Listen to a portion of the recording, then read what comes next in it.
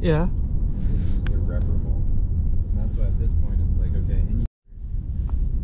but there's so much diversity out here.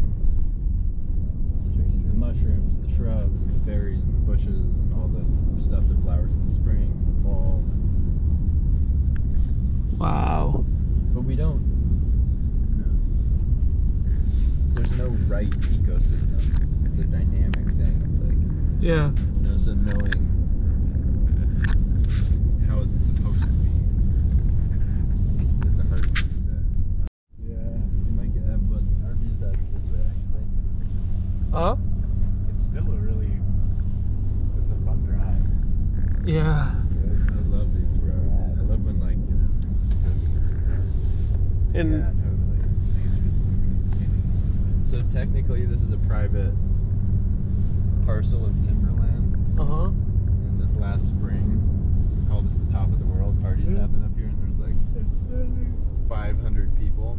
Just park right here. wow. There's like 500 fucking people up here on top of this mountain. Holy crap. The cops showed up in the middle of the night, and they're like, "Everybody leave."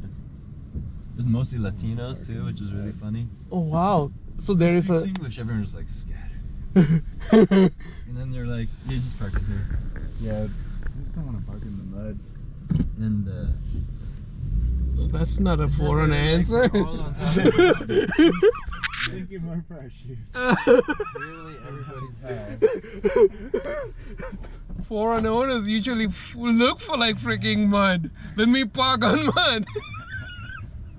Yeah, I don't mind it. My car doesn't mind it. I almost got my overalls dirty.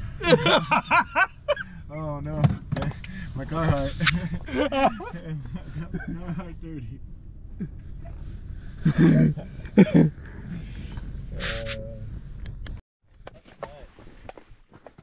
You should have parked on the mud. And we don't have to walk on the mud and take it inside your car.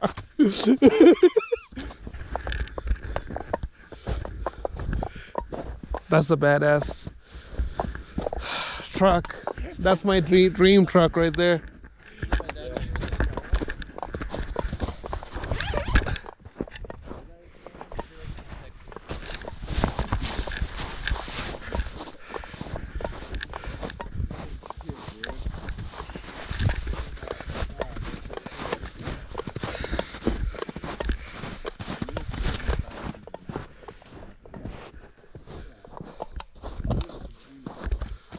Oh. Hop in here with the inversions too. Uh-huh. The cloud layers will settle, so when you come up here, you're actually above the clouds, and it looks like an ocean, and just like the mountains are sticking up. Wow.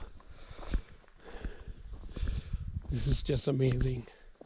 This is like $1 million view. $1 billion view. Holy crap. And down there it's like there is no trees on the mountains. Right?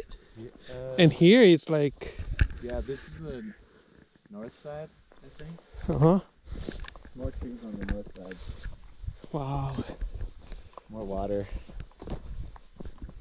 Dope. We had like, there were generators up here. Uh-huh. Like 400 people at the top of this fucking mountain. Just like, you could hear it like all through the fucking, people are so pissed off. And because it was predominantly Latinos too, they were like, the Mexican mafia is throwing parties in the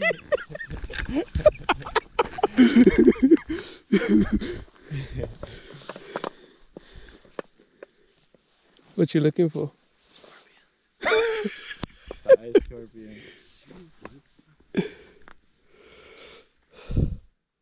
probably migrated. Look at that.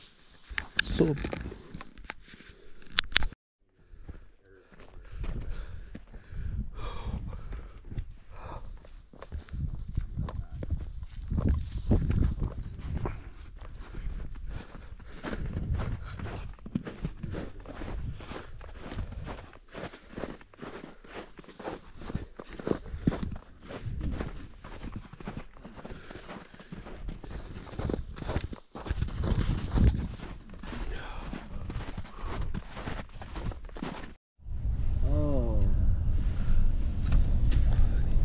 Pete has been tuned into methane science for quite a while, and there's kind of like